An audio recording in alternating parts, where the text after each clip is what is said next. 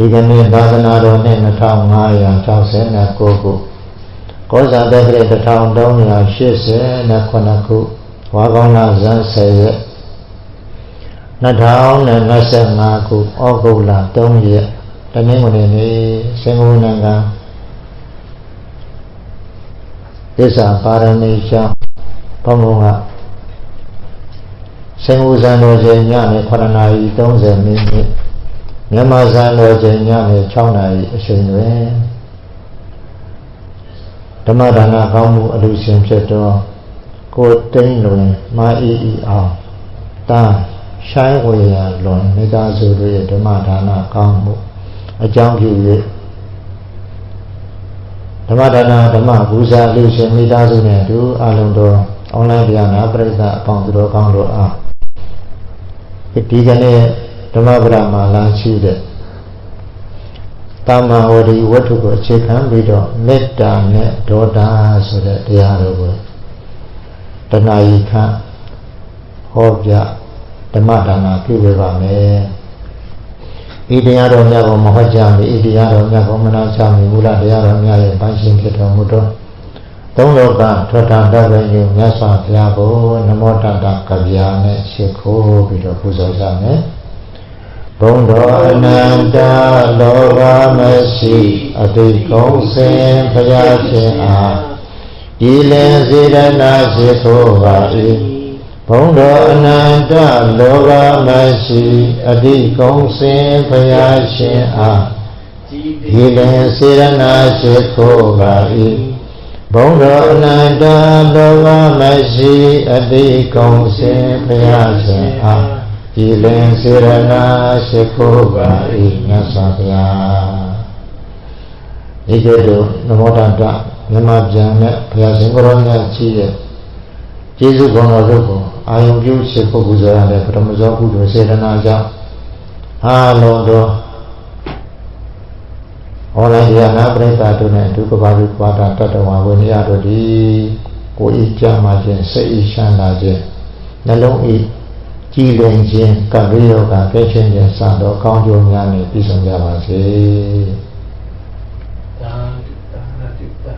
။အဲဒီကနေ့မြို့မကြီးရေဒီမှာဗျာတရားကောင်းကြီးအောင်ပါလေမေတ္တာနဲ့ဒေါသတဲ့ပါတယ်လေမေတ္တာနဲ့ဒေါသပါဗျာမေတ္တာနဲ့ဒေါသမိနဲ့ရေလိုပဲဆန့်ကျင်မယ်နော်ဒီမှာဗျာမေတ္တာကဘာနဲ့တူရေနဲ့တူတယ်ဒေါသကဘာနဲ့တူမိနဲ့တူတယ်မေတ္တာကတခြားကအေးညာခြင်းလားအေးညာခြင်းပါဗျာဒေါသကတခြားကပူလောင်ခြင်းလားပူလောင်ခြင်းပါဗျာတရားကောင်းတော့မေတ္တာကောင်းပါဗျာနော်မေတ္တာကောင်းတယ်တဲ့ဒါကြောင့်မလို့မေတ္တာကိုဓမ္မတန်ကြီးအထက်ကရာမှာပေါ့အဘိဓမ္မာပိဋကအထက်ကရာဆရာကြီးကဖွင့်ထားတယ်မေတ္တာဟိတကာရဘောဓိလက္ခဏာမေတ္တာဆိုတာဟိတကာရဘောဓိလက္ခဏာတဲ့တတ္တဝါတို့ရဲ့ကောင်းကျိုးစီးပွားကိုဖြစ်ထွန်းစေခြင်းတဲ့စိတ်စေတနာရှိပါလေတဲ့မေတ္တာဆိုတာတတ္တဝါတို့ရဲ့အကျိုးစီးပွားကောင်းကျိုးစီးပွားတွေကိုဖြစ်ထွန်းစေခြင်းတဲ့စိတ်စေတနာနော်မေတ္တာဆိုတာဟုတ်လားတတ္တဝါတွေကိုကောင်းကျိုးဖြစ်စေခြင်းလေနော်ကြီးပွားစေခြင်းလေချမ်းသာစေခြင်းလေနော်ဒုက္ခဖြစ်မှုကိုမလိုလားဘူးနော်ဒီမှာဗျာမေတ္တာရဲ့သဘောအဲ့ဒါပြီးတော့မေတ္တာကိုနောက်သဘောတရားအနေနဲ့ရာဂသဘောတရားမေတ္တာရဲ့ဆောင်ရွက်တဲ့ကိစ္စကိုအထက်ကရာဆရာကြီးကဖွင့်ပြတယ်ဟိတုပသဟရကတာတဲ့ဘာဖြစ်လဲဆိုတော့ကောင်းကျိုးဖြစ်အောင်လည်းပဲဆောင်ရွက်ပေးတဲ့သဘောရှိတယ်တဲ့နံပါတ်1မေတ္တာကတတ္တဝါတွေကိုကောင်းကျိုးဖြစ်အောင်ကောင်းကျိုးဖြစ်စေခြင်းနဲ့ရှိတဲ့သဘောရှိတယ်နော်တတ္တဝါတွေကိုအားလုံးကောင်းစေခြင်းနဲ့ဟာလေအကျိုးစီးပွားကောင်းကျိုးစီးပွားတွေဖြစ်ထွန်းစေခြင်းနဲ့ဟုတ်လားချမ်းသာစေခြင်းနဲ့ကြီးပွားစေခြင်းနဲ့တိုးတက်စေခြင်းနဲ့အောင်မြင်စေခြင်းနဲ့အဲ့ဒီသဘောတရားပါလေမေတ္တာပါဗျာအဲ့တော့ဒုတိယမေတ္တာရဲ့ဆောင်ရွက်ပုံကဟိတုပသဟရကတာတဲ့အဲ့ဒါလိုကောင်းကျိုးစီးပွားကိုဖြစ်စေခြင်းနဲ့အတိုင်းလည်းပဲသူက ဒီလိုပဲမေတ္တာလေးပဲပို့နေတာမဟုတ်ဘူးဟုတ်လားကိုယ်တိုင်ကိုယ်ချလည်းပဲတတ္တဝါတွေကောင်းကျိုးစီးပွားရအောင်ဆောင်ရွက်ပေးတတ်ပါတယ်တဲ့အဲ့ဒါလည်းဘာတဘောလဲမေတ္တာရဲ့သဘောတဲ့နော်ဒီမှာဗျာနောက်ဒုတိယမေတ္တာရဲ့အခြေအနေတွေကိုဉာဏ်မှာဘယ်လိုသဘောပေါက်နားလည်ရမလဲဆိုတော့အာဃာတဝိနယပဋ္ဌာနာတဲ့ဟုတ်ရောနော်ဒီမှာဗျာအာဃာတဝိနယပဋ္ဌာနာယံညုဖွဲ့တာကိုပယ်ဖြတ်တတ်တဲ့ယံညုဖွဲ့တဲ့သဘောတရားကိုဖြည့်ဆည်းတတ်တဲ့သဘောရှိတယ်တဲ့မျိုးကြောမေတ္တာကယံညုဖွဲ့တဲ့သဘောဖြည့်ဆည်းတဲ့သဘောရှိတယ်ယံညုမဖွဲ့ဘူးနော်အညုမထားဘူးအတေးမထားဘူးနော်အညုထားတယ်အတေးထားတယ်ဆိုတာမေတ္တာရဲ့သဘောမဟုတ်ဘူးနော်ဒီမှာဗျာအဲ့ဒီအညုအတေးတွေကိုဗာလေအားလုံးကိုဖြည့်ဆည်းတတ်တဲ့သဘောတရားရှိတယ်တဲ့မေတ္တာလေးပို့တယ်ညိုးတယ်ညိုးတယ်တေးလေးတေးတယ်ဆိုလို့ရှိရင်အဲ့ဒါမေတ္တာမဟုတ်ဘူးနော်ဒီမှာဗျာနောက်တတိယသတုတ္တအနေနဲ့မေတ္တာရဲ့သဘောကိုအဘိဓမ္မာထေရကြီးကဖွင့်ကြတာနော်ဒီမှာဗျာတတ္တနာမနာမဘာဝတက္ကနာပဋ္ဌာနာတတ္တဝါတွေကိုမျိုးမကျော်တယ်တတ္တဝါတွေကိုကြည့်တဲ့အခါမှာချစ်ခင်တဲ့မျက်လုံးနဲ့ကြည့်တယ်တဲ့ဟုတ်လားတတ္တဝါတွေကိုချစ်ခင်တဲ့မျက်လုံးနဲ့ကြည့်တယ်ချစ်တတ်တယ်နော်မမုန်းဘူးလို့ဆိုတော့ဒီမှာဗျာတတ္တဝါတွေကိုမုန်းเสียအနေနဲ့မမြင်ဘူးချစ်เสียအနေနဲ့ပဲမြင်တယ်တဲ့အဲ့ဒါဘာရဲ့သဘောလဲမေတ္တာရဲ့သဘောတဲ့နော်ဒီမှာဗျာအဲ့တော့မေတ္တာရဲ့သဘောကမကောင်းတဲ့သဘောလားကောင်းတဲ့သဘောလားကောင်းတဲ့သဘောပါကောင်းတဲ့သဘောအဲ့တော့မျိုးဆိုရင်ဒေါသကိုကြည့်အောင်ဒေါသကိုအဘိဓမ္မာအထက်ကရာကဖွင့်တယ်သူက၄မျိုးဖွင့်ပြတယ်နော်ဒီမှာဗျာ၄မျိုးပဲမဲ့လို့လည်းပဲအကျယ်ရှဲပြီးတော့လည်းအများကြီးဖွင့်တယ်တိုးတော်လည်းပဲ၄မျိုးလောက်ဆိုရင်ထင်ရှားပါတယ်ဒေါသကိုပါပြောဒေါသဟာဘာနဲ့တူမီးလျံနဲ့တူတယ်နော်မီးလျံနဲ့တူတယ်မေတ္တာကရေချမ်းလို့လရောင်လို့အေးချမ်းတဲ့သဘောမေတ္တာနော်ဒီမှာဗျာဒေါသောဇန္တိကလက္ခဏောဒေါသောဒေါသဆိုတာဇန္တိကလက္ခဏောကြမ်းတမ်းတဲ့လက္ခဏာရှိတယ်ဒေါသကချမ်းတယ်နော်မေတ္တာကအေးမြပါလေဗျာအေးမြတယ်ဒေါသကချမ်းတမ်းတယ်တဲ့နော်ဒီမှာဗျာဒုတိယဝိတပ္ပနာကတော့တဲ့ဒေါသရဲ့ဆောင်ရွက်တဲ့ဒိဋ္ဌာကမျိုးကြော်ရင်ညနှူးเสียမကောင်းတဲ့ဟုတ်လားရုပ်အစင်းတွေကိုဖြစ်စေတတ်တယ်တဲ့မျိုးကြော်နော်ဒီမှာဗျာဒေါသဖြစ်လာရင်ညနှူးเสียမကောင်းတဲ့ရုပ်အစင်းဖြစ်ပါရုပ်အစင်းညနှူးเสียကြည့်လို့မကောင်းတဲ့ရုပ်ဖြစ်ပါနော်ဒီမှာဗျာငါကလှနေတဲ့လူတောင်မှဒေါသဖြစ်ရင်မလာတော့ပါဘူးဗျာမလာတော့ဘူးနော်ဒီမှာဗျာအကြောင်းမျိုးကြောမျိုးကြောလှတာကြိုက်လားရုပ်ဆိုတာကြိုက်လားလှတာကြိုက်ပါလေဗျာဒါဆိုဒေါသမဖြစ်နဲ့နော်ဒေါသဖြစ်ရင်ဒေါသဖြစ်ရင်ရုပ်ဆိုးတယ်နော်ဒီမှာဗျာဒေါသဖြစ်ရင်ရုပ်ဆိုးတယ်နော်မျိုးကြောဒီမှာဗျာဒါကြောင့်ဒေါသမဖြစ်နဲ့တဲ့နောက်တတိယဒေါသကိုဘယ်လိုဖွင့်လဲဆိုတော့ဒုဒနာပိစုပ္ပထာနောတဲ့ဒုဒနာပိစုပ္ပထာနောဆိုတာဘာပြောလဲဆိုတော့ဒေါသဆိုတဲ့တရားကဟုတ်လားဘယ်လိုမြင်ရမလဲဆိုတော့ကိုယ်ရောသူရောနှစ်ဖက်လုံးကိုဖြစ်စည်းတတ်တယ်တဲ့ဒေါသကကိုယ်ရောသူရောနှစ်ဖက်လုံးကိုပြည့်စည်အောင်ဖြစ်စည်းတတ်တယ်နော်ဒေါသကြောက်เสียကောင်းနော်ဒီမှာဗျာနောက်ဒေါသကိုစတုထအနေနဲ့အဘိဓမ္မာတက္ကရာမှာဘယ်လိုဖွင့်လဲဆိုတော့အာဃာတဝတ္ထုဒသနာအာဃာတဝတ္ထုပဋ္ဌာနောတဲ့မျိုးဆိုရင်ဒေါသဘာလို့ဖြစ်လဲဆိုရံညူးဖွဲ့တာကြောင့်ဖြစ်တာတဲ့မျိုးဆိုဒီမှာဗျာဒေါသဖြစ်တာကရံညူးဖွဲ့တာကြောင့်ဖြစ်တာပါအမုန်းပွားတာကဖြစ်တာပါရံညူးဖွဲ့တာကြောင့်အမုန်းပွားတာနော်ဒီမှာဗျာသူတယောက်မုန်းနေတယ်တစ်ဖက်သားမုန်းနေတယ်ဆိုတာဘာဖြစ်လို့ရံညူးဖွဲ့လို့ရံညူးဖွဲ့တာညူးထားလို့တေးထားလို့မုန်းတာပါမုန်းတာမျိုးဆိုတော့ဒီမှာဗျာအဲ့ဒေါသကကြမ်းတမ်းတဲ့လက္ခဏာရှိတယ်ပြီးတော့ဗာလဲကြည့်လို့မကောင်းတဲ့ကြမ်းတမ်းတဲ့ရုပ်ကြီးအစင်းတွေကိုဖြစ်ပေါ်အောင်လုပ်တယ်နောက်တစ်ခါတတိယဒေါသကကိုယ်ရောသူရောနှစ်ဖက်သားကိုပျက်စီးအောင်လုပ်တယ်နောက်စတုဒ္ဓအနေနဲ့ဒေါသကဗာလဲဒေါသဖြစ်ရခြင်းအကြောင်းကဗာလဲ အညိုးထားခြင်းအတေးထားခြင်းကိုအကြောင်းပြုလို့မျိုးဆိုရင်ဒေါသဖြစ်တာတဲ့နော်တင်ပါဗျာပြီးတော့ဒေါသနဲ့မေတ္တာနဲ့တူသလားဆန့်ကျင်ဘက်လားဆန့်ကျင်ဘက်ပါဆန့်ကျင်ဘက်ဒါကြောင့်မျိုးဆို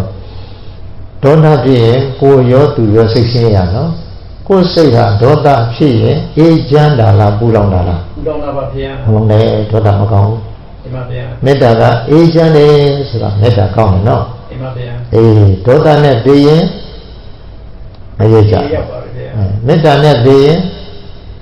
သူကဇမပြေထိရောက်တယ်နော်မေတ္တာကဇမပြေထိရောက်တယ်လာရခကြီးလေအင်တမပွားတယ်ဒါကြောင့်မလို့မေတ္တာထားနိုင်တော့အကောင်းဆုံးပဲပြောလို့နော်တင်ပါဗျာဒေါသကကျမ်းတယ်ဘယ်လိုကျမ်းလဲစာမှာဥပမာပြတယ်ဘာလဲဆိုတော့အင်မတန်ဒေါသကြီးတဲ့ငွေဟောက်ကိုမျိုးဆိုရင်ဒုံးနဲ့တို့လိုက်တဲ့အခါဘယ်လိုလဲချူးချူးရှဲရှဲနဲ့ဗါလေရန်မှုတယ်နော်ရန်ထောင်တယ်တဲ့အဲ့ဒါလိုပဲဒေါသကြီးတဲ့လူလည်းနည်းနည်းစလိုက်တာမျိုးဆိုပါဖြစ်တယ်ချူးချူးရှဲရှဲနဲ့တခါဖြစ်သွားနော်နည်းနည်းစလိုက်တာနဲ့ဒေါသထွက်သွားပြီ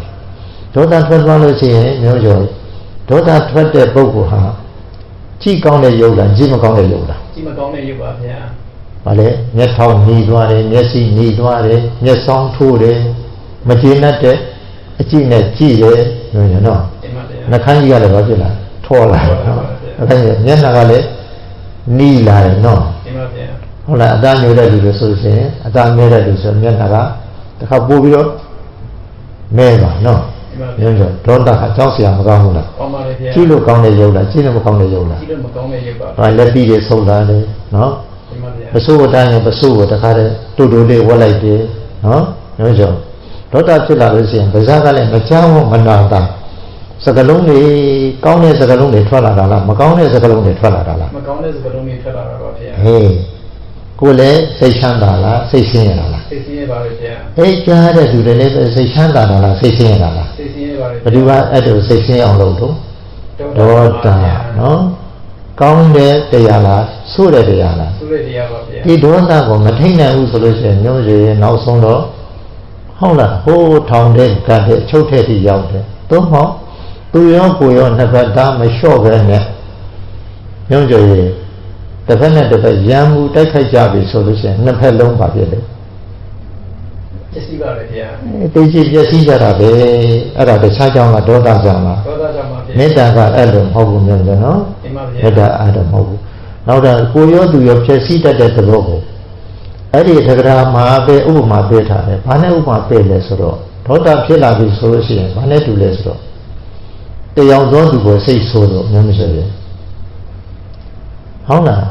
အနားမှာမစင်တုံးတစ်ခုတွေ့တော့အဲ့ဒီမစင်တုံးကောက်ပြီးတော့တစ်ဖက်သားကိုပြစ်လိုက်တော့သူများကိုမထိခင်ဒီမစင်ဟာဘု து ပေးတော့ကိုရင်ပေးပါကိုရင်ပေးတယ်နော်ကိုရင်ပေးတယ်နော်ကိုရင်ဒုက္ခဖြစ်တယ်ပြီးတော့မှသူများပေးတယ်နော်အဲ့တော့မိခဲကံပြစ်လို့မိခဲကံပြစ်လို့ရှင်လေဘု து အရင်ကူလို့ကိုရင်ကူပါလေကိုရင်ကူတဲ့တစ်ဖက်သားကနောက်မှကူတယ်နော်အဲ့ဒါလိုပဲကိုရောသူရောနှစ်ဖက်စလုံးကိုထိခိုက်တယ်တဲ့ထိခိုက်အောင်ဘယ်သူကလုပ်တာလဲဒေါသကလုပ်တာတဲ့မျိုးဆိုတာဒါလည်းကောင်းတဲ့တရားလားဆိုးတဲ့တရားလားဆိုးတဲ့တရားပါဗျာဒါကြောင့်မလို့မေတ္တာပဲမိမိတို့ကပွားရမယ်နော်မေတ္တာပွားရမယ်မေတ္တာပွားလို့ရှိရင်မေတ္တာသုတ်တံမှာ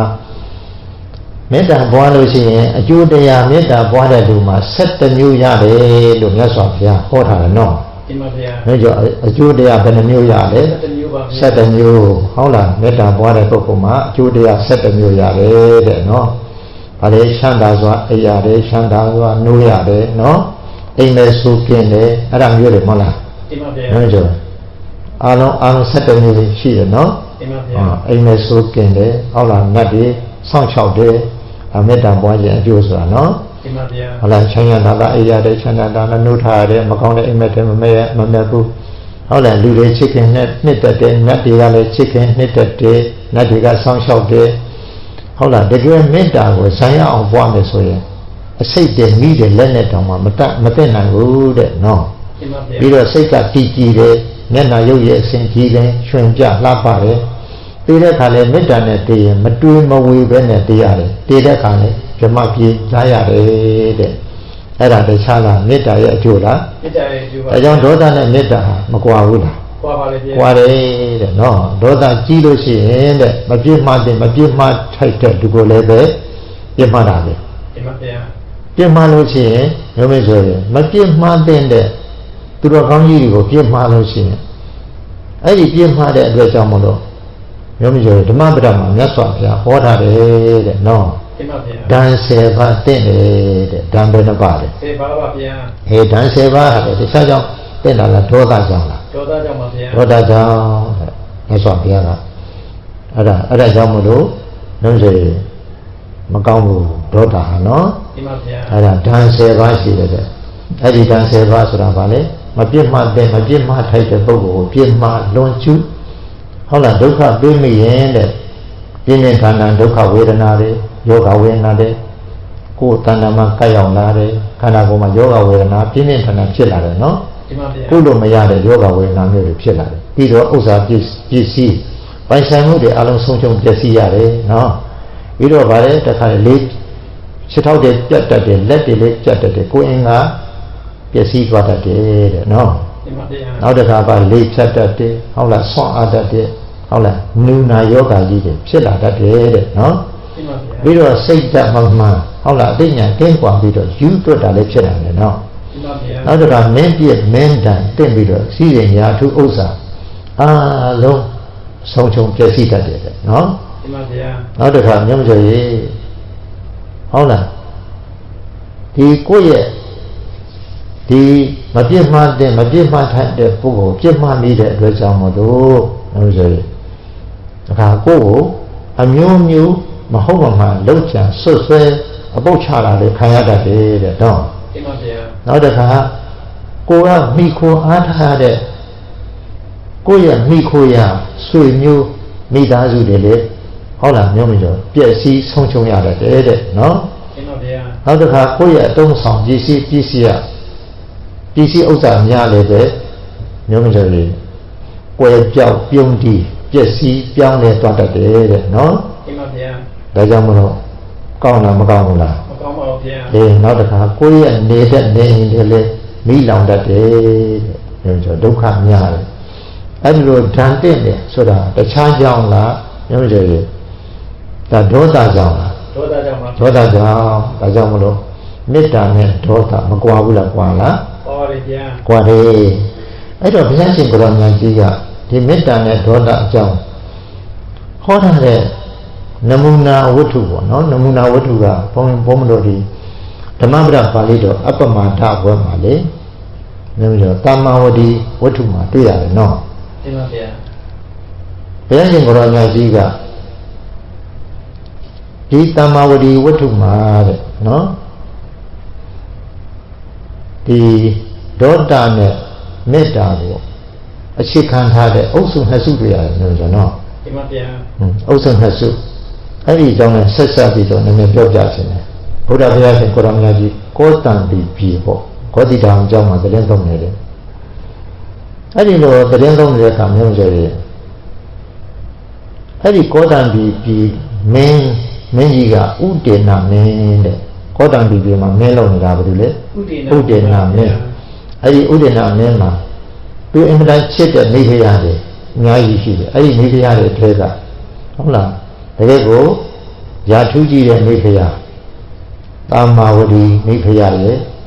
မန္တန်ဒီမိဖုရားရဲ့လို့ဟုတ်လားမိဖုရားနှစ်ဦးတိတ်ချော်တိတ်ခတဲ့မိဖုရားခေါင်းကြီးတွေပေါ့နော် ဒီမှာဗျာ အဲ့ဒီတော့မိဖုရားတွေရှိတဲ့အခါကျတော့မန္တန်ဒီမိဖုရားကမြတ်စွာဘုရားဖုရားကိုမကြည့်ညို့ဘူးမြတ်စွာဘုရားကိုအညို့အတေထားတယ် ဒီမှာဗျာ တာမဝတီမိဖုရားကမြတ်စွာဘုရားကိုကြည်ညိုတယ်ညွှန်းစော ဒီမှာဗျာ သူတို့နှစ်ယောက်က မတူပါဘူး ကိုယ်ဝယ်မှု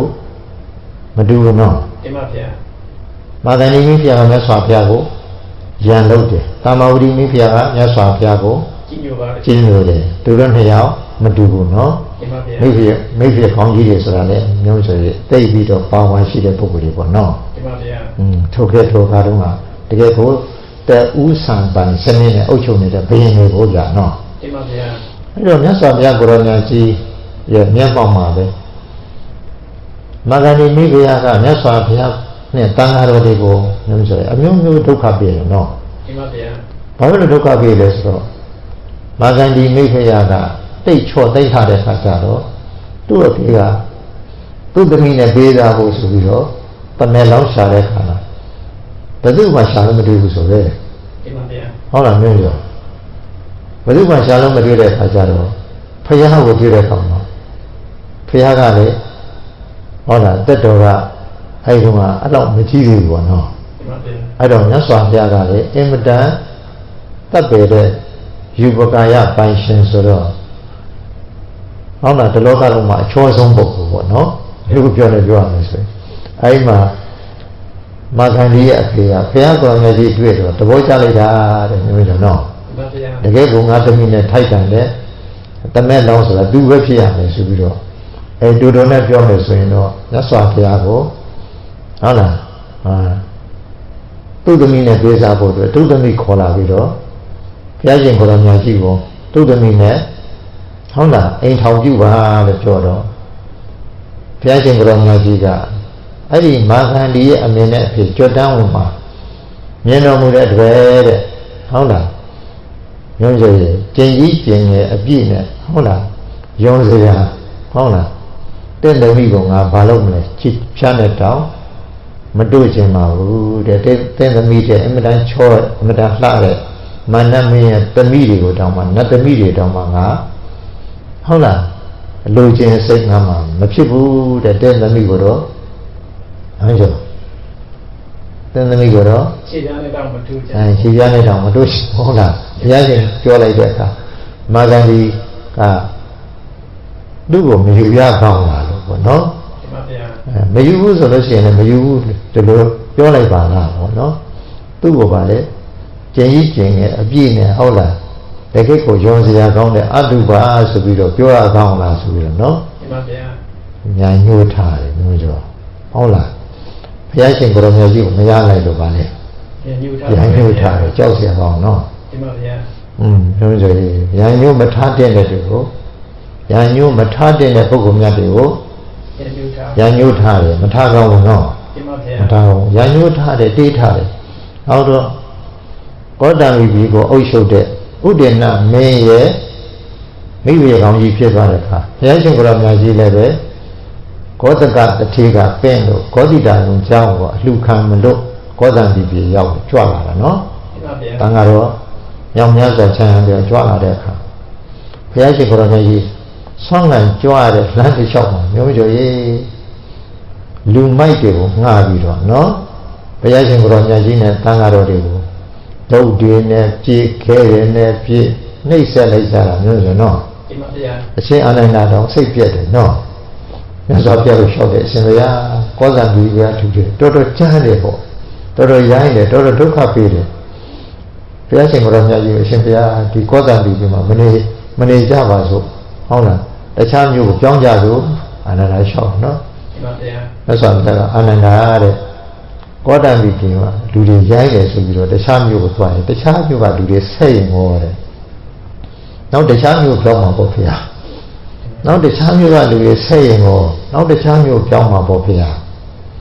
အာနန္ဒာဒီလိုပြောင်းရင်ဘယ်ခါပြောင်းလို့ပေါ့မလဲနော်ဆက်လူတွေဆက်တဲ့လူတွေကလည်းသူတို့ဆက်ဖို့တောင်းတာသူတို့တောင်း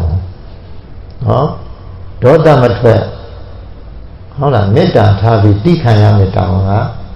ငါဘုရားတို့ရဲ့တာဝန်တဲ့ဟုတ်လားဒီမှာဘုရားစစ်တိုက်ထွက်တဲ့စစ်စင်ကြီးဟာမျိုးမျိုးတွေဟုတ်လားညားတွေလှန်တွေဒုတ်တွေဓာတ်တွေကိုတိခံတယ်လို့ငါဘုရားလည်းတိခံမယ်တဲ့မြတ်စွာဘုရားနော်ဒီမှာဘုရားမစိုးရင်လည်းတဲ့9ရက်ဆိုရင်ဒါပြီးသွားပါလိမ့်မယ်ဆိုမြတ်စွာဘုရားနော်မာဂန္ဒီတော့ဒုက္ခပြေနော်ဒီမှာဘုရားပိုက်ဆံတွေပေးဟုတ်လားလက်တပကားတွေပေးပြီးတော့ဘုရားရှင်ကိုယ်တော်မြတ်ကြီးနဲ့တန်ဃာတော်ရှင်မြတ်တွေကဘာမှတူဟုတ်လားဘာမှပြန်လုပ်တာလည်းမဟုတ်ဘူးနော်အဲ့ဒါကိုဟုတ်လားနေ့စဉ်ရက်ဆက်ဆိုလို့ဟုတ်လားကျွတ်လွန်လွန်နဲ့မျိုးချွေရေးနှိမ့်ဆက်လိုက်ကြတာနော်ဒီမှာဗျာမာဂန္ဒီတော်တော်မိုက်တာပဲမပြစ်မှားတယ်မပြစ်မှားထိုက်တဲ့ပုဂ္ဂိုလ်တွေကိုပြစ်မှားနော်ဒီမှာဗျာဒေါသထွက်တဲ့ရံမျိုးဖွဲ့တယ်နော် ရန်ညုတ်ဖွဲ့တယ်အဲ့တော့ဘုရားရှင်ဗရမကြီးတရင်သုံးနေတဲ့အခါကျတော့နောက်တာမဝတီနဲ့တကဝသူ့ရဲ့မောင်းမမိတ်တံ900လောက်ကလည်းပဲနော်နောက်တာမဝတီမှာဟုတ်လားနန်းတော်မှာတာမဝတီရဲ့နန်းတော်မှာနော်ဟုတ်တယ်တို့မှာအလုတ်ကျွေးဟုတ်လားတို့အလုတ်ကျွေးဟုတ်လားသူ့ရဲ့မောင်းမပေါ့နော်သူ့ရဲ့အလုတ်ကျွေးတစ်ယောက်ရှိတယ်သူ့နာမည်ကခုတ်စုတ်တရာတဲ့ဗါတယ်လေခုတ်စုတ်တရာပါခုတ်စုတ်တရာခါကုန်းကုန်းလေးနဲ့ဆိုညံတအားကောင်းဆိုရင်နော်ခုတ်စုတ်တရာခုတ်စုတ်တရာကဓမ္မဝတီကိုနေတိုင်းပန်းဝယ်ပြီးတော့ပန်းဆက်တာရတယ်နော်ခုတ်စုတ်တရာကအဲ့ဒီကောတံကြီးများထင်းရှားတဲ့သူမနာပန်းတယ်ပေါ့သူမနာပန်းတယ်ပန်းရောင်တဲ့သူမနာစီရနော်ပန်းတယ်ဝယ်ပြီးတော့ဓမ္မဝတီကိုဆက်တာရတယ်ဘုရင်ရဲ့မိဖေခေါင်းလေးမိဖေရတွေကတော့အပြင်ကိုတွားခွင့်မရှိပါဘူးနော်ဒီမှာဗျာအမေကျော်တော့ပြင်းဖို့ခေါင်းတယ်နော်ဟုတ်လားအပြင်ကိုမတွားဘူးနော်တွားဖို့မလွယ်ဘူးအဲ့တော့ပန်းဝယ်ဖို့အတွက်ခုတ်စုတ်တာကအပြင်ဝင်တွားတယ်နော်ဒီနေ့သူမနာပန်းတယ်ရဲ့အိမ်မှာနော်သူမနာပန်းတယ်ကမြတ်စွာဘုရားနဲ့တန်ဃာတော်တွေကိုဆွမ်းပင်ပြီးတော့ကတ်တယ်ပေါ့အဲ့ဒါမကတ်ခင်ခုတ်စုတ်တာကိုလေခုတ်စုတ်တာဟုတ်လားဒီနေ့ခတ်ဆော့ဆော့လားဟုတ်လားငါဆွမ်းကတ်စရာရှိရဆွမ်းကျူခွင့်မှာနည်းနည်းဝေယဝိဆကုလို့ဆိုပြီးတော့အဲ့ဒါမှာသူကပြီးတဲ့ခါမှပေါ့လေပန်းတယ်လေရပါလိမ့်မယ်ဟုတ်လားသူမှဘုရားနဲ့တန်ခါတော်တွေကအများကြီးဆိုတော့မျိုးစေ့တိုင်းမှာဝေယဝိဆလုပ်ဖို့မျိုးစေ့တို့ပေါ့နော်ဝေယဝိဆလုပ်ဖို့ခုတ်စုတ်တာကိုဖိတ်လိုက်တယ်အဲ့တော့ဆွမ်းကျူဝဲဖိတ်တော့ခုတ်စုတ်တာကပန်းဝယ်သွားရင်လည်းဝေယဝိဆလုပ်ရင်ဘုရားရှင်ကိုရောမြတ်ကြီးရဲ့တရားကိုနားလိုက်တယ်နော်ဒီမှာဗျာနားလိုက်တာနဲ့မျိုးစေ့တရားဆုံးပြီဆိုတာနဲ့ခုတ်စုတ်တာဗါလေသောတာပန်အရိယာဒီလိုကောင်ဖြစ်သွားပြီနော်ဒီမှာဗျာအဲ့တော့သောတာပန်အရိယာဖြစ်သွားတော့အဲ့ဒါဆွမ်းကျူပွဲလေပြီးသွားပြီဆိုတော့ပန်းတွေမျိုးစေ့ဝယ်ပြီးတော့ဟုတ်လားပန်းတွေဝယ်ပြီးတော့နန်းကိုပြန်လာတဲ့အခါတမဝရီမိခရာတို့ပန်းဆက်တာလေပေါ့နော်ဒီမှာဗျာပန်းဆက်တာတဲ့အခါပန်းတွေကအများကြီးဆိုမှလို့ခါတိုင်းဆိုရင်ဟုတ်လားနည်းဟုတ်လားဒီနေ့ကတော့ပန်းကအများကြီးနေ့တိုင်းဆိုလို့ရှိရင်ပန်းကနည်းနည်းလေးနော်ဒီနေ့ကအများကြီးတဝက်ပေါ်တာပေါ့နော်ဒီမှာဗျာအတမဝရီကမေးတယ်ပေါ့ဟုတ်လားထုဆန်းလာပြီလားဒီနေ့ပန်းနေများနေတယ်ပေါ့ခါတိုင်းနေနဲ့မတူဘူးတဲ့ခုတ်စတာဟုတ်နော်အဲ့ဒါနဲ့သူ့ရဲ့ပန်းဝယ်တဲ့သူ့ရဲ့ဟုတ်လားဗာလေအလုသမားပေါ့နော်သူ့ရဲ့သူ့ရဲ့အစီအပပေါ့နော်အဲ့ဒါခုတ်စတာကဟုတ်တယ်တဲ့ဒီနေ့ပန်းနေအများကြီးတဲ့ဟုတ်လားအများကြီးခါတိုင်းကတော့သူကပန်းနေတဝက်ပေါ်လာတယ်ပေးတဲ့ပိုက်ဆံနော်တဝက်ကသူခိုးထားတယ်တဲ့ဟုတ်လားဒီနေ့ကသူမြတ်စွာဘုရားစီကတရားနာရလို့တဲ့သူမခိုးတော့ဘူးတဲ့မျိုးဆိုတော့သူပုံဝင်လေးပဲပြောတာနော်မခိုးတော့ဘူးတဲ့ဒါကြောင့်မလို့ပန်းနေအများကြီးဟုတ်လားပေးတဲ့ပိုက်ဆံအကုန်လုံးပါလေပန်းတွေဝယ်လာတယ်သောတာပန်ဆိုမခိုးတော့ဘူးနော်ဒီမှာဗျာအဲ့တော့သူတော်ကောင်းစိတ်ရှိတဲ့သမ္မာဝရိကလည်းမျိုးဆိုရင်နင်းဘာလို့ခိုးရလဲဟုတ်လားနင်းကိုအပြစ်ဒဏ်ပေးမယ်ဒီလိုမလာဘူးနော်ပြည့်စိတ်ဝင်စားသွားတာကဘာလဲဆိုတော့ခါတိုင်းပန်းတွေကိုခိုးတယ်ဒီနေ့မခိုးတော့ဘူးတဲ့အေးမခိုးတာကတရားနာရလို့တဲ့ဒီတရားတော်တော်ကောင်းပါပဲနော်ဒီမှာဗျာသူ့ဘဝကိုပြောင်းလဲအောင်လုပ်ပြလိုက်တဲ့တရားပဲတဲ့အဲ့တော့ခုတ်ဆိုတာကိုပြောတာပေါ့သူ့ထက်အသက်ကြီးအောင်နော်အဲ့ဒါကဲဒါဖြင့်ဟုတ်လားခုတ်ဆိုတာဟုတ်လားအဲ့ဒီတရားကိုကျမတို့ကိုမဟောပြနိုင်ဘူးလားတဲ့ဟောပြလို့ရတယ်တဲ့ဒါဖြင့်ဟောပြပါဆိုဒီလိုမဟောနိုင်ဘူးတဲ့သူကဟုတ်လားသူ့ကိုနန္ဒာနဲ့နန္ဒာရင်းနဲ့ရေချိုးပြရမယ်တဲ့နော်ပြီးတဲ့အခါသူ့ကိုအဝတ်အတစ်ဝတ်ပြရမယ်တဲ့သူ့ကိုအမြင့်ကထားရမယ်တဲ့ပြီးတဲ့အခါမှသူတရားဟောနိုင်မယ်တဲ့ဒီမှာဗျာအနာကအစေခံတဲ့နော်ညွှန်းဆို ခုတ်ဆိုတာဆိုတာအစေခံပဲဟုတ်လားဟုတ်လားနန်းတော်ရဲ့အကူအလုတ်သမားလေးပဲနော်အလုတ်သမားအကြီးတော့အသက်ကြီးနေပါပြီအလုတ်သမားပဲနန်းတော်ရဲ့အလုတ်သမားပဲသို့တော်လည်းပဲတရားရသွားပြီဆိုရင်ဟုတ်လားဒီတရားကိုသူအနည်းငယ်မဟောနိုင်ဘူးတမ္မာဝရိကလည်းသူစဉ်းစားတယ်လေဒီတရားရဲ့တန်ဖိုးကတော်တော်ကြီးမားလိမ့်မယ်ဒါကြောင့်မလို့ဒီတရားနာရဖို့အတွက်သူကိုယ်တိုင်လည်းပဲအပြင်ထွက်လာလို့မရဘူးဒါဖြစ်ရင်သူစီကတရားနာခြင်းတော့သူပြောတဲ့အတိုင်းပဲဟုတ်လားမောင်မမိတ်တန်နေရမှာလေသူကိုနတ်သားရည်နဲ့ရေရှိုးတန့်တင်ပေးကြတယ်ပြီးတော့အဝတ်တစ်တွေဟုတ်လားဆင်ပေးကြတယ်ပြီးတဲ့အခါမှာသူ့ကိုအမြင့်ကထားတယ်ပြီးတော့သူ့ရက်တောင်ကလည်းလိုတယ်နော်ရက်တောင်ကလည်းပေးလိုက်တယ်ပေါ့နော်ရက်တောင်အဲ့ဒါရက်တောင်ကလေးကိုင်းပြီးတော့မျိုးမဆိုရင်အမြင့်ကနော်အမြင့်ပလင်ကနေပြီးတော့တခါတည်းမောင်းမ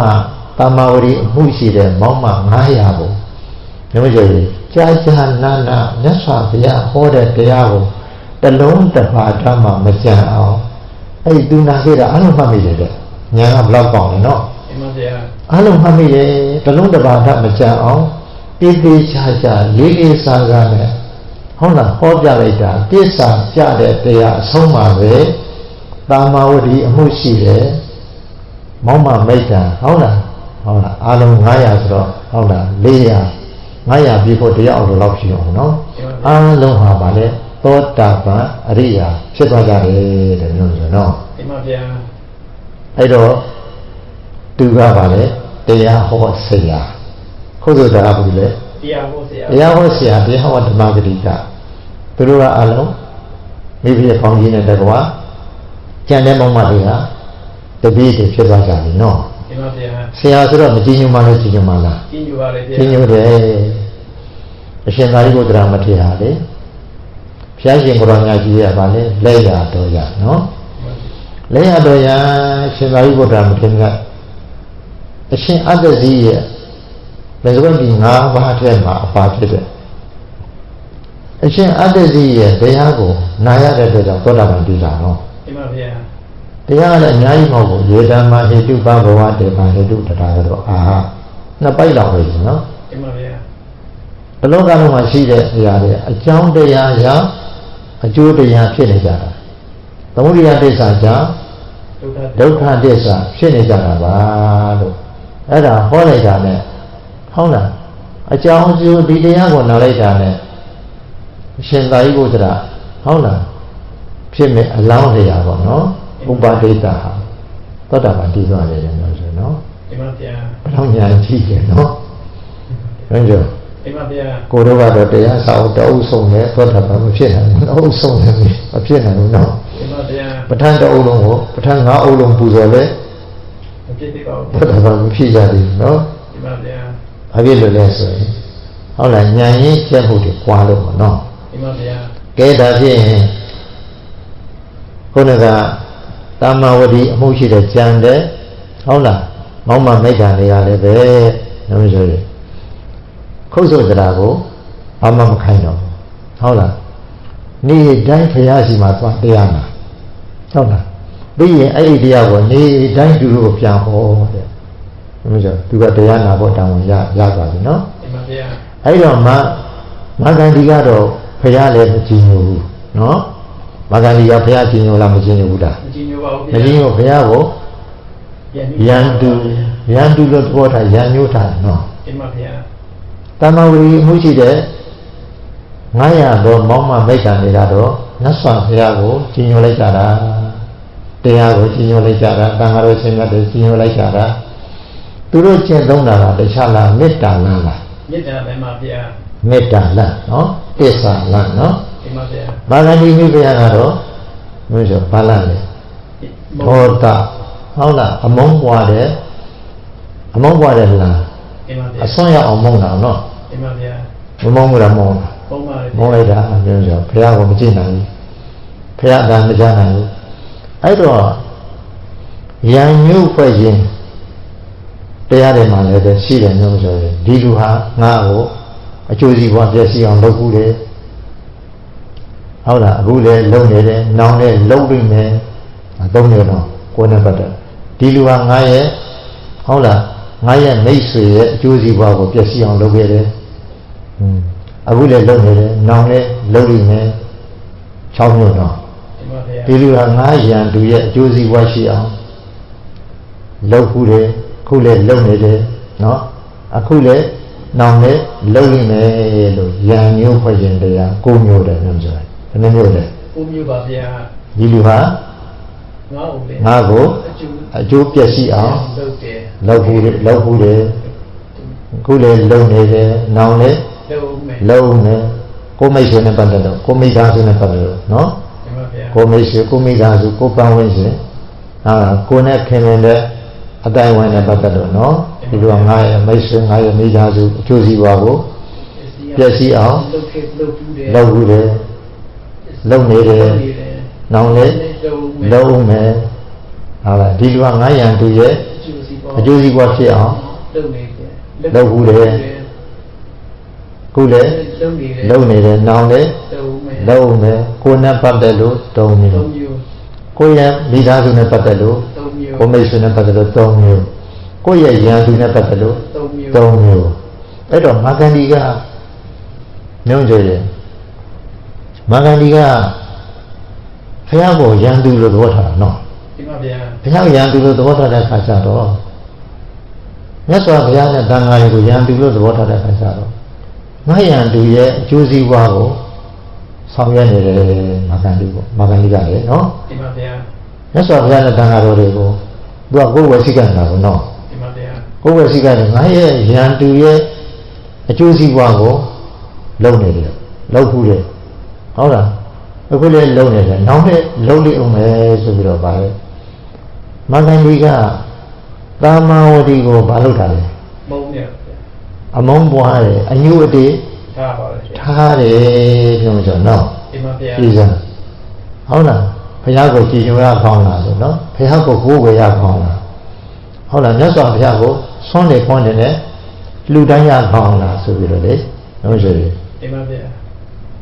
မာဂန္ဒီကဘာလုပ်တာလဲအညှို့ထားတော့ပါဗျာအညှို့ထားတယ်ဘုရားတည်းမကားသေးဘူးဘုရားကိုကိုးကွယ်တဲ့ပုဂ္ဂိုလ်တွေကိုအညှို့ထားတယ်နော်ဒီမှာဗျာမျိုးတွေကလူကတော့သူဟာမြင်ရတာမဟုတ်ဘူးလေနော်သူကနားလေပါနေတော့နားလေမှလုံနေတဲ့တာမဝတိအမှုရှိတဲ့မောင်မမိတ်တန်တွေကိုမြင်ရတာနော်ဒီမှာဗျာဒီဝတ္ထုကအရှိကြီးမျိုးဆိုတော့ဒါလိုရင်းကိုဘုံလို့ပြောတာနော်ဒီမှာဗျာဒီတော့ဘုရားရှင်ကိုရောင်ညာကြီးကဟုတ်လားအေးစစ်ဟုတ်လားသူ့လုပ်ငန်းကိုသူလုပ်နေတာနော်ဒီမှာဗျာသူကရံညိုထားသူကဒုက္ခပေးပေမဲ့ဘုရားရှင်ကိုယ်တော်မြတ်ကြီးကစိတ်ဆိုးတာရှိလားမရှိပါဘူးဗျာဒီကလည်းမရှိတော့ဘူးနော်စိတ်လည်းမဆိုးဘူးဟုတ်လား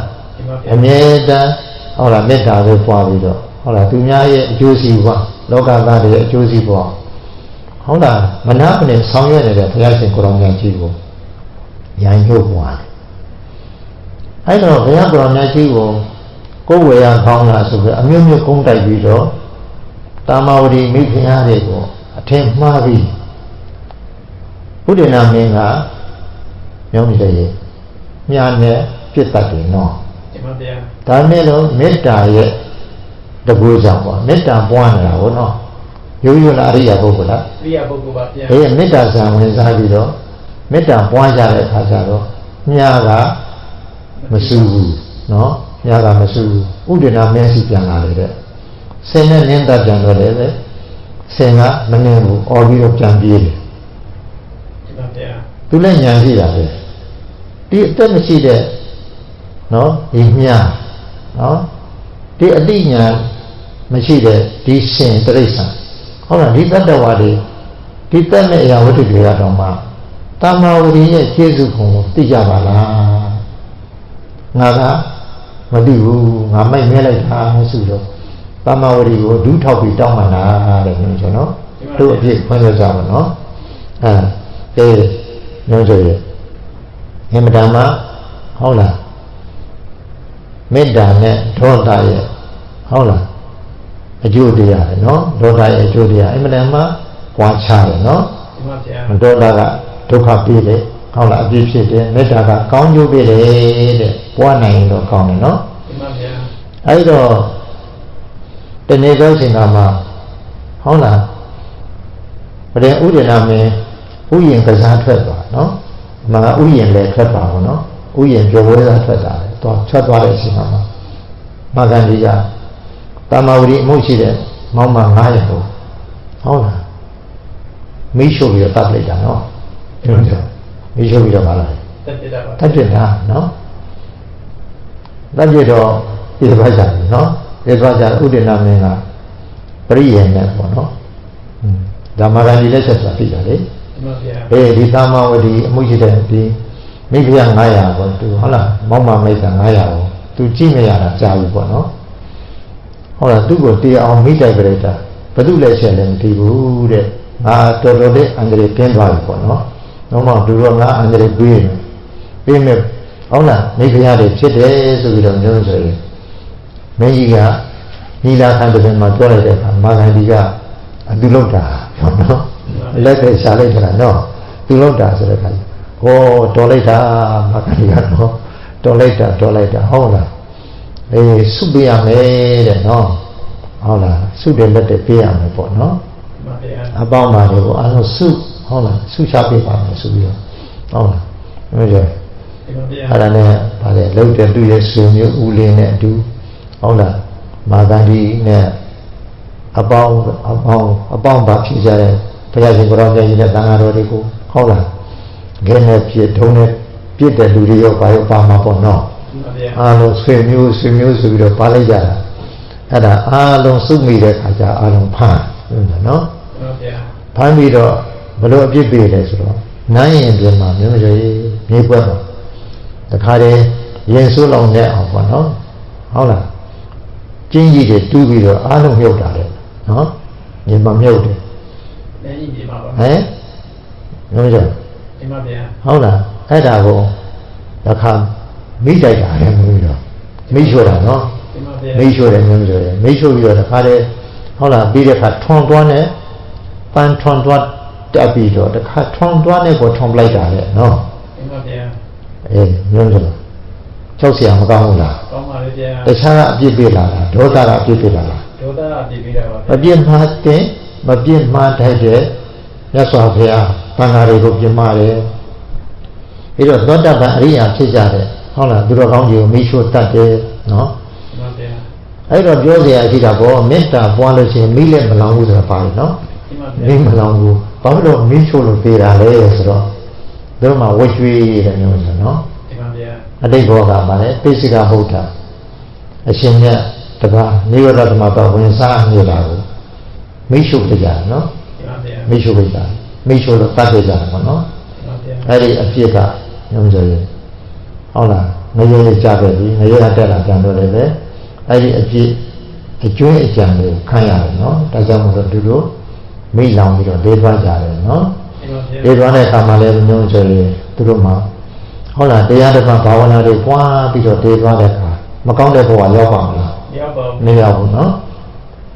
အဲ့တော့ဘုရားရှင်ကိုယ်တော်မြတ်ကြီးကိုဟုတ်လားသံဃာတော်ကြီးကဆုံးမကြွားတဲ့အခါကျတော့ဒီသတင်းတွေအားလုံးဟိုးလေးတွေကျော်ဖြစ်သွားပြီနော် ဒီမှာဗျာ ဟိုးလေးတွေကျော်ဖြစ်သွားတဲ့အခါကျတော့ကိစ္စသားမျိုးဆိုဒေါသဘယ်လောက်ကြောက်ဖို့ကောင်းလဲနော်မန္တလေးကတာမဝတီတို့ကိုအညို့တေးထားတယ် ဒီမှာဗျာ အညို့တေးထားတဲ့အခါကျတော့မျိုးဆိုရင်ဒီဒေါသကမာဂန္ဒီသူလည်းပြည့်စည်တယ်တမဝရီတို့လည်းပြည့်စည်တယ်ဟုတ်လားကိုရောသူရောနှစ်ဖက်သားကိုပြည့်စည်တယ်ဒုဒ္ဒနာပိစုပ္ပထာနောတဲ့ကိုရောသူ့ကိုရောနှစ်ဖက်သားလုံးကိုပြည့်စည်တာလူကပြည့်စည်တာလေ ဒေါသပါဗျာ ဒေါသကပြည့်စည်တာတဲ့ကြောက်เสียကောင်းတယ်နော် ဒီမှာဗျာ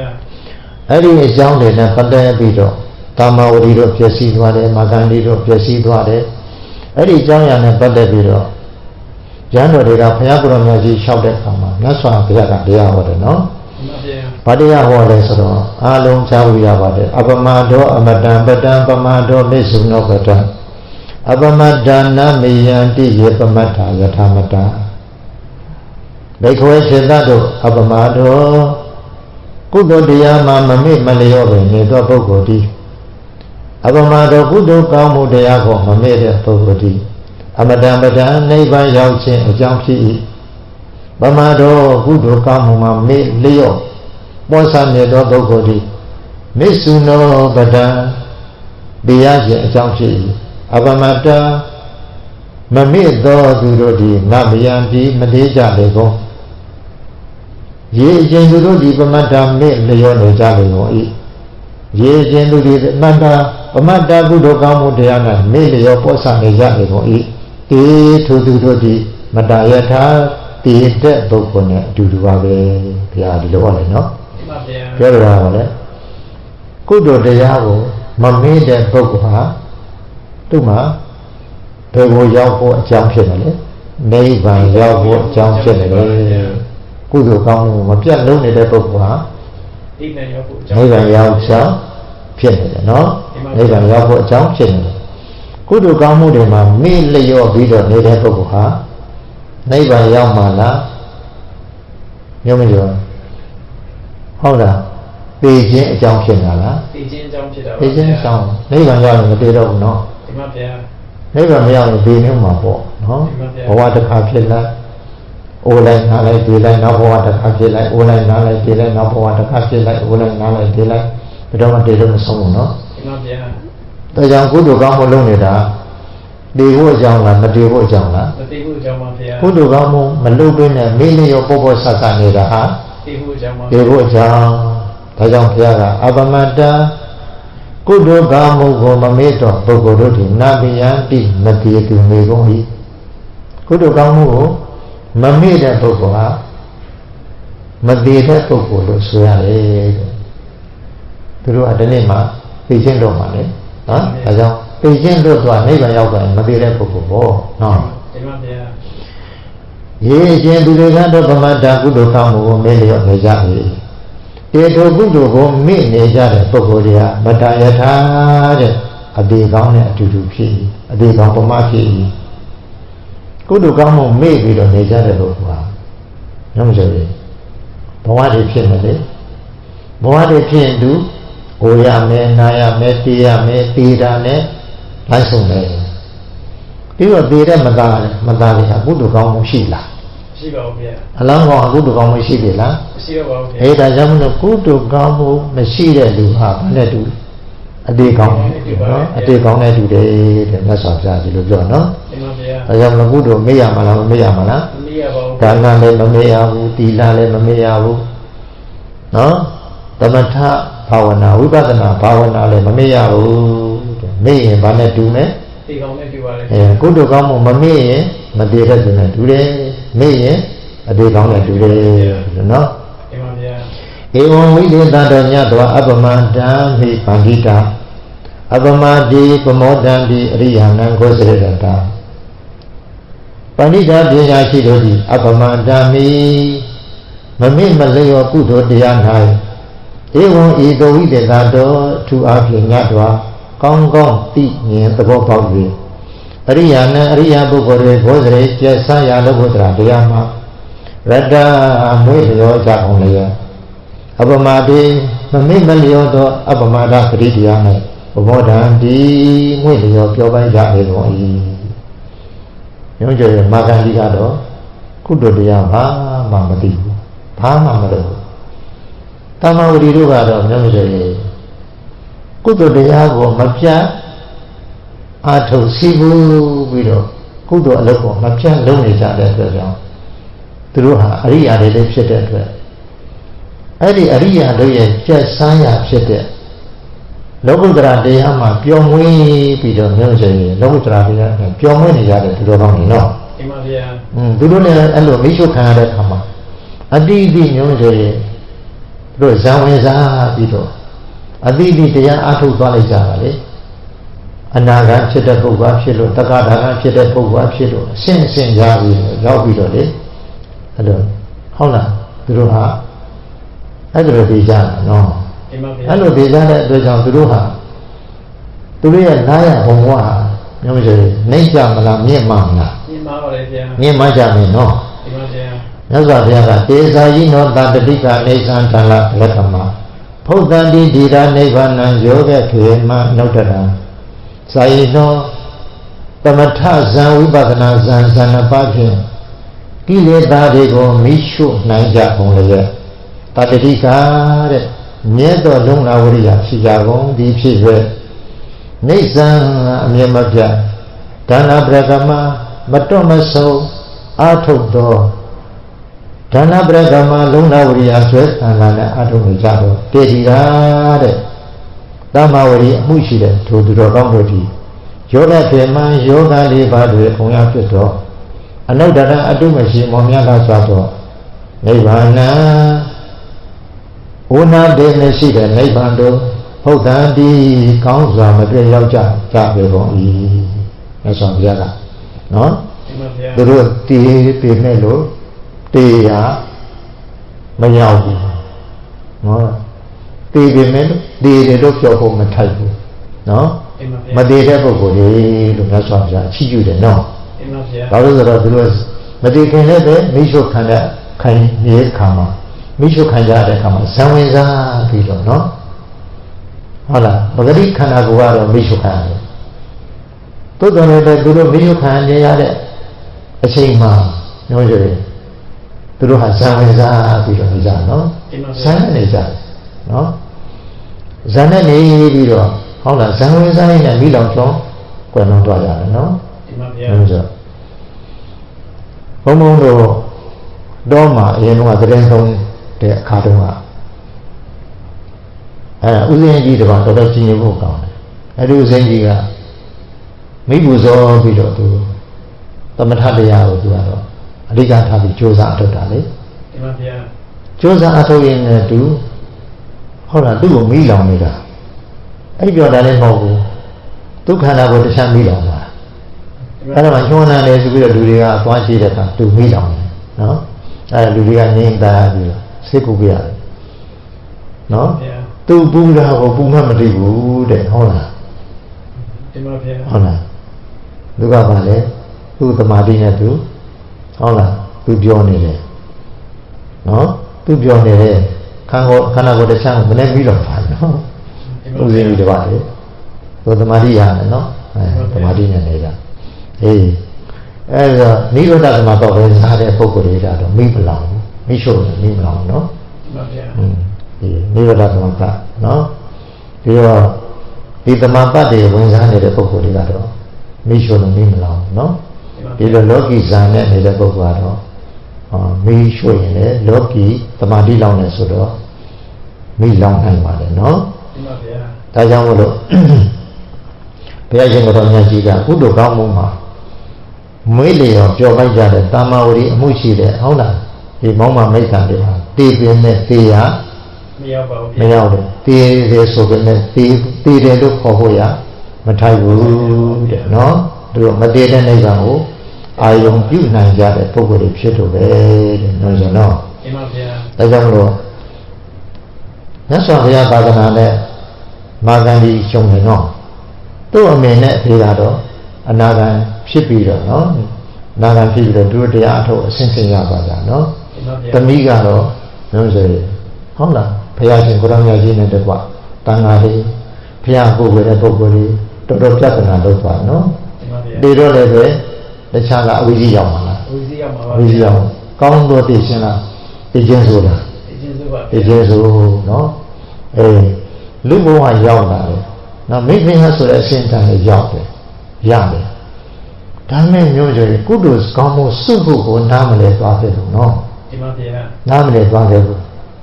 တနာစရာမကောင်းဘူးလားကောင်းပါလေဗျာတနာစရာကောင်းလေလားဟုတ်လားလူဘဝလာတဲ့မျိုးကြရလူဘဝဆိုတာအိုခြင်းနာခြင်းသိခြင်းနဲ့ရင်မဆိုင်ရတာလားရင်ဆိုင်ရတာလားရင်ဆိုင်ရပါဗျာအဆိုးလောကရန်တွေနဲ့လည်းရင်ဆိုင်ရတဲ့အခါရှိတယ်အကောင်းလောကရန်လည်းရင်ဆိုင်ရတဲ့အခါရှိတယ်ဒီတော့လောကရန်တွေရင်ဆိုင်ပြီးတော့အိုနာတီကိုခံစားပြီးတော့မျိုးရည်စမ်းကတောက်ကနဲ့ဒေသွားမယ်ဆိုရင်နင့်နာလိုက်တာနော်ဒီမှာဗျာပြီးတော့ရနိုင်သလောက်ဒါနကုသိုလ်တွေစုရနိုင်သလောက်သီလကုသိုလ်တွေစုရနိုင်သလောက်သမထဘာဝနာဝိပဿနာဘာဝနာတွေကုသိုလ်တွေစုပြီးသွားမယ်ဆိုရင်မျိုး မျိုးဆိုရင်ဟုတ်လားဒီပုဂ္ဂိုလ်တွေမတရားဖြစ်တဲ့နိဗ္ဗာန်ကိုရောက်ဖို့ရန်အကြောင်းမဖြစ်ဘူးလားဖြစ်တာလားအေးဒီလိုမှမစုဘူးဆိုလို့ရှိရင်မျိုးဆိုရင်ဘဝတစ်ခုဖြစ်လိုက်နော်ဒီလိုရုန်းကန်လုပ်ချနော်စားလိုက်တောက်လိုက်သွားလိုက်နားလိုက်ဟုတ်လားပြီးတော့သေဆုံးလိုက်နောက်ဘဝတစ်ခုရောက်လိုက်ဝိုးလိုက်နားလိုက်ပြေးလိုက်စားလိုက်တောက်လိုက်တော့ပြောပါလားဘာကုသိုလ်မှမရှိရင်တော့သံဃာမှာဒီဩနာတိဆင်းရဲဒုက္ခလောကဓာတ်ဆင်းရဲဒုက္ခနဲ့ငရမ်းလုံးလုံးပြီးတော့တွားမယ်ဆိုရင်ဘာမှတန်ဖို့မရှိပါဘူးနော်ဒါကြောင့်မလို့ဒီဘဝဒီခန္ဓာကိုဉာဏ်နဲ့ကြည့်လိုက်မယ်ဆိုလို့ရှိရင်ဘယ်မှာပြောလဲရုပ်တည်နာမ်တွေအမြဲတမ်းပြည့်စည်နေတဲ့ဘဝခန္ဓာမို့လို့တစ္ဆာနဲ့ကြည့်ရင်ဘာတစ္ဆာလို့မြင်ရမလဲဒုက္ခတစ္ဆာဒီဒုက္ခသစ္စာလို့အမှန်မြင်တဲ့ဉာဏ်ကဘာသစ္စာလဲမေတ္တာသစ္စာအဲဘဝကဒုက္ခသစ္စာဒုက္ခမကောင်းဘူးလို့မြင်လို့ရှိရင်ဒီဘဝလိုချင်ပါမလားလိုချင်တော့ပါဗျာမလိုချင်ဘူးဆိုလို့ရှိရင်မျိုးမဆိုရင်လိုချင်တဲ့လောဘတဏသမုဒိယသစ္စာကလည်းတခြားလားချုပ်သွားတာလားချုပ်သွားပါယာယီချုပ်တာပေါ့နော်ယာယီတည်တယ်ဒီမှာဗျာဒီလိုယာယီတည်အောင်တတ်နိုင်တဲ့ပုဂ္ဂိုလ်ဟာဒီနေ့နဲ့တစ်ချိန်ချင်းမှာဟုတ်လားတတိဝိရိယတတိဝိရိယဟုတ်လားတဒါတတိဝိရိယနော်ဒီတရားတွေရင့်ကျက်မြင့်တက်လာမယ်ဆိုလို့ရှိရင်ဒီနေ့မှာတခြားလားနိဗ္ဗာန်ရမှာလားနိဗ္ဗာန်ရမှာပါဗျာနိဗ္ဗာန်ရမှာဒါကြောင့်မလို့မျိုးဆိုလေကုသိုလ်ကောင်းမှုနဲ့ကုသိုလ်ကောင်းမှုမှာမမြင့်မလျော့ပဲနဲ့ကြိုးစားပွားများအားထုတ်ခြင်းဖြင့်ဒုက္ခငြိမ်းတဲ့နိဗ္ဗာန်ထိရောက်အောင်သွားရမယ်ရအောင်ကြိုးစားရမယ်လို့နော်ဒါကြောင့်မလို့ခုနကဒေါသနဲ့မေတ္တာမကွာဘူးလားကွာပါလေဗျာဒေါသကဆိုကြပေးတယ်ဒေါသအုပ်စုဖြစ်တဲ့မာဂန္ဒီတုအုပ်စုကပဲရောက်သွားဝိဇိရောက်ပါလေဗျာဝိဇိပဲရောက်ကြနော်အပဲချပါကာမဂုဏ်ဒီအုပ်စုတို့ကတော့ဟုတ်လားနတ်ပြည်မှာပဲဟုတ်လားနော်ကြောနတ်ပြည်မှာဗြဟ္မာပြည်မှာနော်အနာဂတ်ဖြစ်တဲ့ပုဂ္ဂိုလ်တွေကဗြဟ္မာပြည်မှာစက်ပြီးတရားထုတ်ရင်ဟန္တာဖြစ်မယ်နော်ဗြဟ္မာကြီးတွေဖြည်းပြီးတော့အရိမတရားမြတ်စွာဘုရားကိုလည်းဒီလိုဖူးရအောင်နော်ဟုတ်လားဒီလိုအပယ်လေးပါလည်းမကြတော့ဘူးနော်အနာဂတ်ဖြစ်တဲ့ပုဂ္ဂိုလ်တွေဟာလူပြည်လောကကိုလည်းပြန်မလာတော့ဘူးနော်ဒါကြောင့်မလို့သူတို့မတည်တဲ့ပုဂ္ဂိုလ်တို့ဘုရားကဂုဏ်ပြုတာနော်ဒါကြောင့်မလို့အပမဒောအမတံပတံပမဒောမိစုနောပတံအပမတနာမိယံတိယပမထာယထာမတံဘိက္ခဝေဩချက်သားတို့အပမဒောမမေ့မလျော့ခြင်းသည်အပမဒောမမေ့မလျော့တဲ့ပရိတရားသည်အမတံပတံ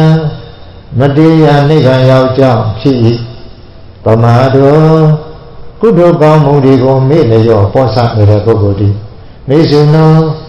အဖန်ဖန်တရားခြင်းပဒံအကြောင်းဖြစ်ပါ၏အပမတံကုသိုလ်ကောင်းမှုကိုမမေ့တော်ပုဂ္ဂိုလ်တို့သည်နမိယံတိတည်တဲ့ပုဂ္ဂိုလ်မဟုတ်ကြဘူးရေအကျဉ်သူတို့သည်ပမထာရေအကျဉ်သူတို့သည်ပမတံမေ့လျော့ပေါ်ဆနေကြကုန်၏ရေအကျဉ်သူတို့သည်ပမတံကုသိုလ်ကောင်းမှုတရားကိုမေ့လျော့ပေါ်ဆနေကြကုန်၏တေထိုကုသိုလ်လုပ်ရမှာကိုမတိပဲနဲ့မေ့လျော့ပေါ်ဆနေကြတဲ့ပုဂ္ဂိုလ်တို့သည်မတယထာအသေးကောင်းတဲ့အတူတူပါပဲရလို့ဘဂဝါဘုန်းတော်6ပါးတခင်ဘုရားရှင်ကိုရောမြတ်ကြီးကအဝေါ်စာကောင်းစွာမတွေ့မိန်ချတော်မူတဲ့ဘာပဲတည်းသာဓုပါတရားအေးကုသိုလ်ကောင်းမှုတရားကိုမမေ့အောင်ကြိုးစားပြီးတော့နော်ဒုက္ခငြိမ်းတဲ့နိဗ္ဗာန်အထိနော်အာထုတ်ရောက်အောင်အာထုတ်နိုင်ကြပါစေလို့တိုက်တွန်းရင်လည်းဟုတ်လားဓမ္မဒါနအလူရှင်တို့ဤဓမ္မဒါနကုသိုလ်ရဲ့ဖို့ကိုဓမ္မပူဇာအလူရှင်နဲ့လူရှင်တို့ရဲ့မိဘဘိုးဘွားဆွေမျိုးတို့အမြပေးပါတယ်အမြပေးပါတယ်အမြရာယူချမ်းသာကြပါစေအားလုံး online တရားနာပရိသတ်အပေါင်းတို့နဲ့ဟုတ်လားတတဝါအားလုံးတို့အားလည်းပဲဤဓမ္မဒါနကုသိုလ်ရဲ့ဘုရားကအမြပေးပါတယ်အမြပေးပါတယ်အမြရာယူအားလုံးချမ်းသာကြပါစေကပ္ပိယောဂဆုံးအပေါင်းမှလည်းဝေးကွာပြင်းလွတ် ချမ်းသာကြပါစေ သာဓုသာ